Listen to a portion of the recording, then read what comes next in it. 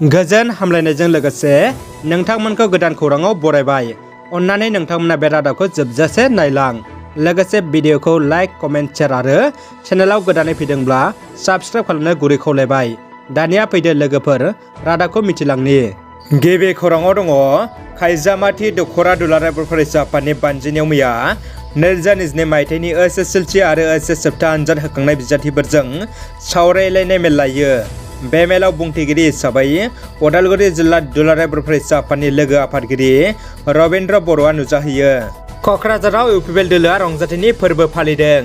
आसामाव BJP, UPPL आरो इजिपि मित्रजों सोरखारनि 1 बोसोर आबुं जानायखौ आलारि बाथि फोजोंनानै दुंब्रुदै बरायदों क'क्राझार जिल्ला इउपिपिएल दोलोआ। क'क्राझार सहरनि मिरु इउपिपिएलनि मावखुलियाव दुंब्रुदै बरायदों दोलोनि दैदेनगिरि आरो मददगिरिफ्रा। लोगोसे हादरनि गाहाय मन्त्रि नरेन्द्र मदि आरो आसामनि गिबि मन्त्रि डक्टर हिमन्त बिश्व शर्मानिसिम साबायखर बावहरदों। चिरां जिल्ला बेंगिरिनि जुथुमसालियाव चिरां जिल्ला बेंगिरिया हांख्रायनाय जिल्लानि सिङाव थानाय सोलोंथाइ आरो सावस्रि बिथिंखौ लानानै सावरायज्लायनो लानाय मेलाव चिरां जिल्ला एबसुनि मानगोनां गाहाय नेथारि मुरसि दिलीप कुमार बसुमतारी, सोलोंथाइ नेथारि मुरसि थेबासिन ब्रह्म, मावख' नेहाथारि बिलिफां दैमारि आरो गोबां गेदेमा सानसुमा दैदेनगिरि बिथांमोना बाहागो लायो। गोजोनथाव खौरां, हिमन्त बिश्व शर्मा खुंनाय आसाम सोरखारा आबुं 1 बोसोर जाबाय। 1 बोसोर आबुं जानाय लोगो लोगो आसामनि गिबि मन्त्रि डक्टर हिमन्त बिश्व शर्माया फैगौ 14 मेआव 25,000 साख्रियाव थिसनथाइ होगोन होनना रोखा बुंथियो। बेरगावआव PMAY जिखातसा न'नि बिगोमाफोरनो मन्जुर बिलाइ रानदों।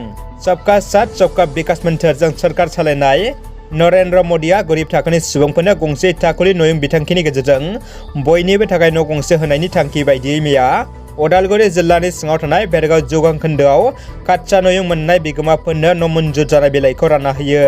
बेरगाव जौगां खोन्दोनि खोन्दो मावख'गिरि निरन्जय मुसाहारिया दैदेननाय न' मोननाय बिगोमाफोरनो मन्जुर बिलाइ राननाय हाबाफारियाव बिटिआरनि एम दावबायसा बर' आरो खैराबारनि एमसिएलए कबेन्द्र बर'आबो बाहागो लाना न' मोनगिरि बिथांमोननो गांफायै मन्जुर बिलाइ रानना होयो।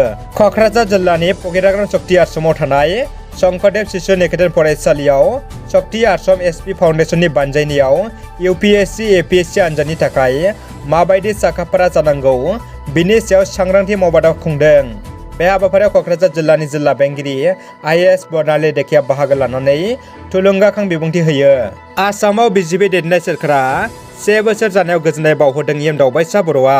आसामाव बिजेपि दैदेननाय गोरोबथाय सोरखारा 1 बोसोर जानायाव मैया उदालगुरि जिल्लानि 32 नं बेरगाव बियामनि सिङाव थानाय खाग्राबारि दखरा बाथौ आश्रम थानसालियाव मोजाङै मोजां सरकार सालायनो आरो रायजोनि जौगानाय मोजां खामानि मावनो हानायनि थाखाय बाथौ थानसालियाव गसाइनि सेराव आरज गाबो।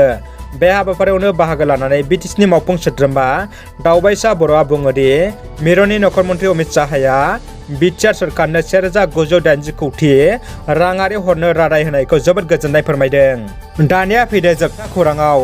गोजोनथाव खौरां, दिनै 11 मे खालाराव क'क्राझार सहर साखाथिनि फकिराग्राम पुरानि बाजाराव बैसागो बिदाय फोरबो फालिनायाव बलिउडनि मुंदांखा फेस्ला फावखुंगुर गबर्धन नार्जारी आरो आसामनि मुंदांखा मेथाइ रोजाबगिरि जुबिन गार्गआ फैगोन। रादाबा एसेनोसै लोगोफोर। रादाबखौ जोबजासे नायनायनि थाखाय गासिनिसिमबो साबायखर आरो गोजोन हामलायनाय थाबाय। जै बर' हारिनि गोजोन्थों।